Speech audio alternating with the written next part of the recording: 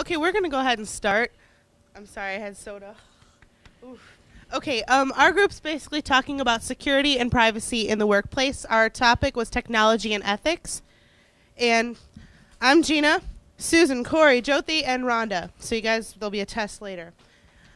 This is going to be very quick. Okay, Big Brother is watching you. Wanted to get your attention. You are being watched. Right now you're being watched. Actually, you're on camera.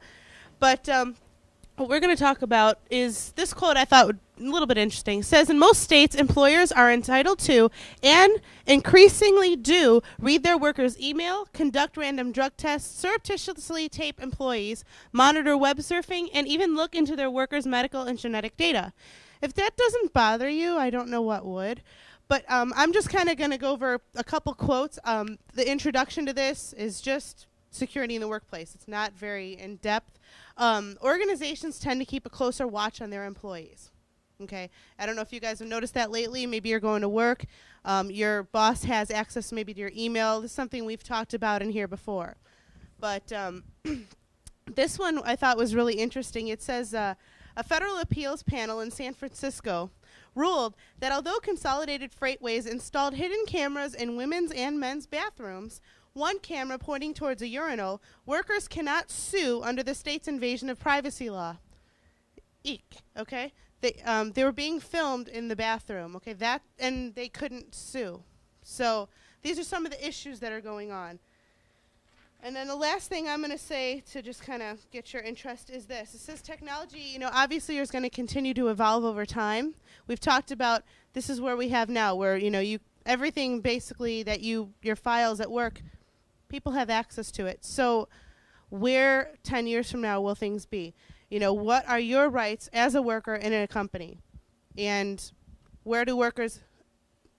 Oh, wait, are you guys... Okay. Workers' privacy, and where does that all fall into place? Individual rights, constitutional rights. So I'll pass it along to Susan. Okay, and to follow up with the rights, I worked on the basic principles, which basically was the laws. Privacy in the workplace is vast becoming something of the past. To quote the Constitution's Fourth Amendment, search and seizure, the right of the people to be secure in their persons, houses, papers, and effects against unreasonable searches and seizures shall not be violated, and no warrants shall issue but upon probable cause, supported by oath or affirmation, and particularly describing the place to be searched and the persons or things to be seized. Unfortunately, the internet was not in place when this was written, and in most courts, the company generally is allowed to monitor the activities of their employees. Individual companies, though, have been putting policies in place when employees are hired, such as contracts stating that they will be monitoring the employees' internet use or use of any equipment of the company. This ensures that there are no surprises in the case that Big Brother surveillance information is used. Attempts have been made in order to place laws in place to protect business and the employee, but unfortunately most recent litigation has been foolproof in the eyes of the courts. Therefore, privacy laws have failed the employee. The topic of Big Brother has become commonplace in everyday life. It has been suggested that government, large business and industry, and even healthcare systems have had the ability to record and analyze our everyday lives for the benefits of research and development for many years. Most legislators agree that laws must be put in place, although the infringement of human rights prohibits them from pushing the issue to a law level. Unfortunately, clear lines of privacy versus security in the eyes of the law may never be apparent. I'll pass it to Corey. I'm going to talk about some of the issues on the various sides here. And the two main sides we have with this is from the employer and the employee, actually. The second one should be employee up there. The employer, their main concern is the loss of productivity. some of the reports show that a survey conducted back in 2000 that 62% of the people use online resources at least once a day for personal reasons, and then 20% of them use that 10 times a day. And I imagine those numbers have probably increased since 2000. But that's the main concern, is that employees are using these resources for personal use rather than business use. And then the other one is the legal liability. Companies are liable for any of the information that's being transmitted through their email. And some of the research has talked about a lot of the companies have actually been subpoenaed for some court cases dealing with emails sent through their company. And then confidential information, they were saying this can be intentional or accidental. Sometimes emails get sent to the wrong people that it's not intended to. And then also they were talking about the risk of disgruntled employees sometimes giving out trade secrets. And some of the research showed that most of the companies were more concerned with internal risk rather than external risk. And then lastly, from the employer side, is dealing with viruses and damaged equipment. Some of the viruses can cause a lot of damage to their equipment, and they are liable for that. Then the employees, most of them feel like this is an invasion of their privacy. And then another concern is the abuse of power. They think that sometimes not only the people who are doing this monitoring, but maybe upper management, if they have some prejudices or some type of political agenda, are going to find ways to go through and monitor people to find something against them to maybe have them dismissed or some type of punishment. And then the last one is accuracy, and that one dealt more with surveillance cameras than rather the actual monitoring of their online activities. But they were saying that the use of cameras are sometimes not always 100% accurate as far as identifying people. So those are some of the issues on the two main sides, and now I'll give this to Jyothi. Okay, now as Corey said that the main thing is the productivity for any organization. So if the employers use the resources for their personal use, it obviously affects the productivity of the organization. So nowadays it became mandatory for them to put some rules or policies, and they need to monitor the employees what they are doing at the office timings. So the main things they use for monitoring the employees are the telephone monitoring. Their calls are being monitored. If they are making any personal calls, they are being monitored, and their computer monitoring and email monitoring. The main thing will be the emails which are sent by the employers to the outside personal use.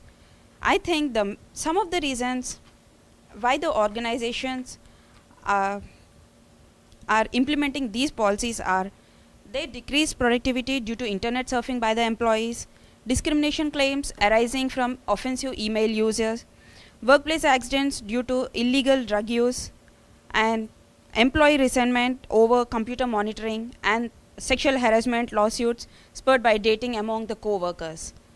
So the surveys, as it is been said by Corey, that the survey said there is very much loss for the productivity because of all these resource usage by the employees. I got more into where we're going in the future with security. Right now we deal with a lot of passwords. Smart passwords is a big thing on campus now. We're having to all switch over to the smart passwords.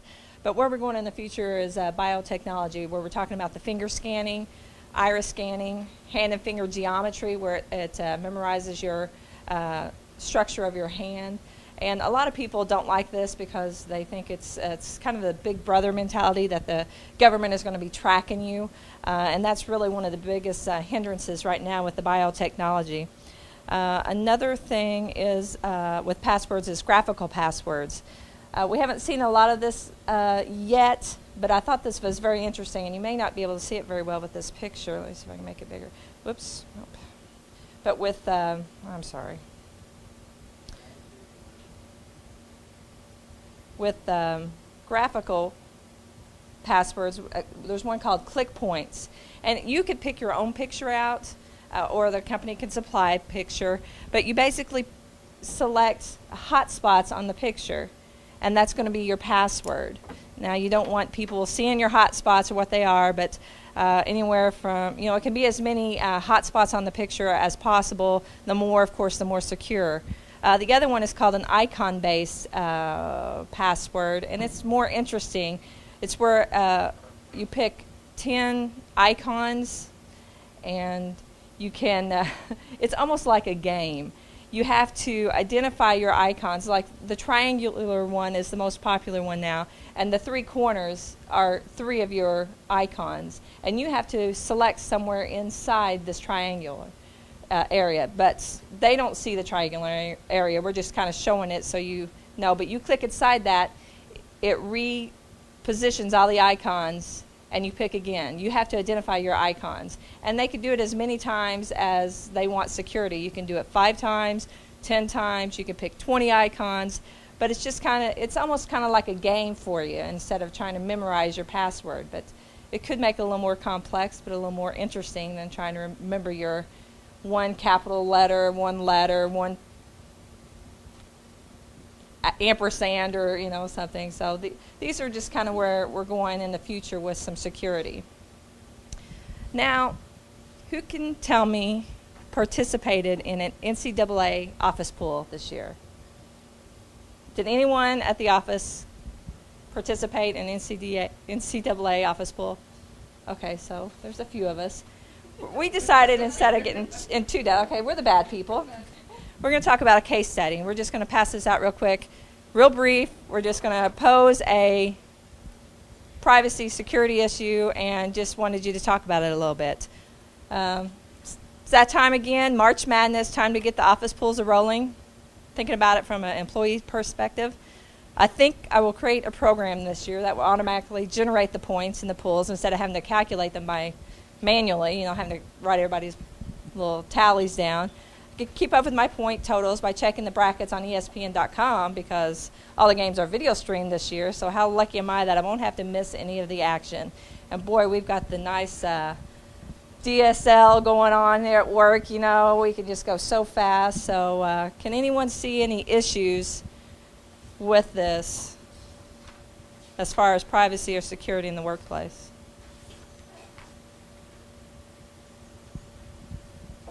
Don't be bashful. Gambling in the workplace. Come on, Eric. Productivity. Pardon? Productivity. Right. There is, I didn't bring the article. There's articles every year about how the loss of productivity is a big money issue for all the companies, about how billions of dollars are lost on the NCAA. But they also, that's the people against it, but they also say, well, a lot of times that activity that's going on with the NCAA pool is just replacing the other activity that was going on. Well, instead of spending 15 minutes at the water cooler speaking to someone about what I did last night, they're just online wasting that 15 minutes instead of that. So there's been some contradictions about the productivity issues. So if the winner brought beer the next day, I guess that would all even out. Yeah, there's no issues with beer at the workplace. Anybody else see any issues?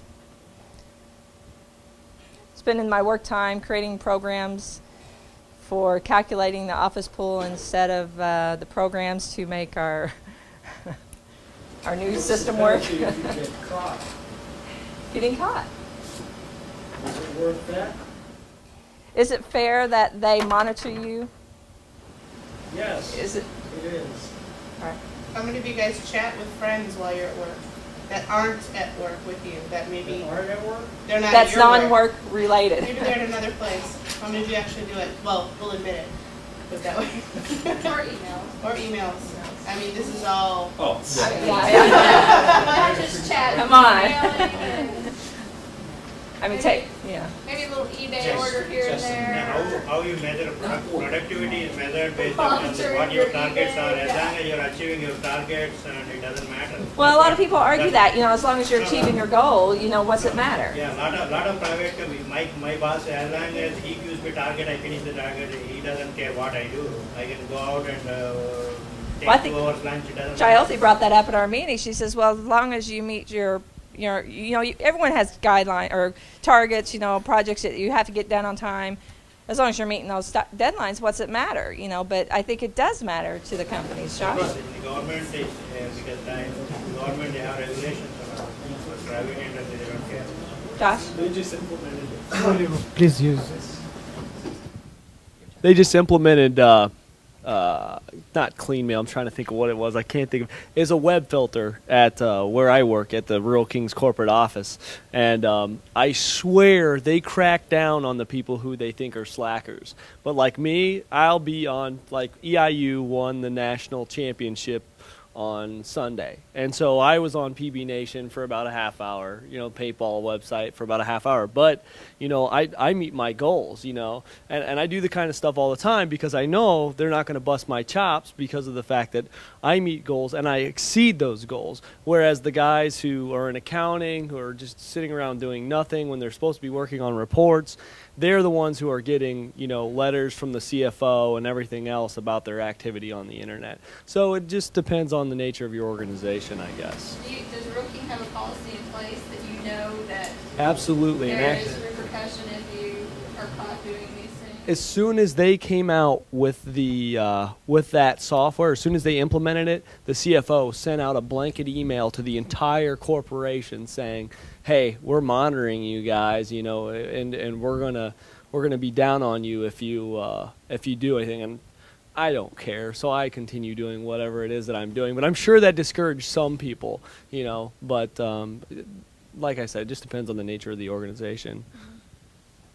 Over there. Is there a question? Ryan DeVries.